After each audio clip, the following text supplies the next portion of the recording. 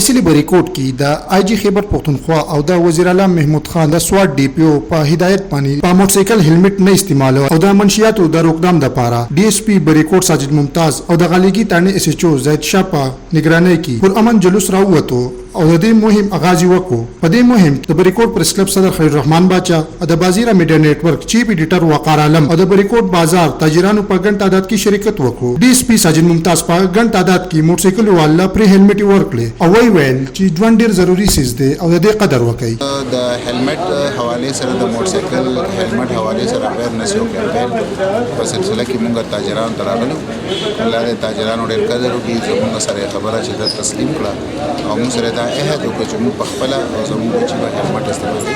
او ان شاء الله دې کمپاین کې موږ سره برابر حساب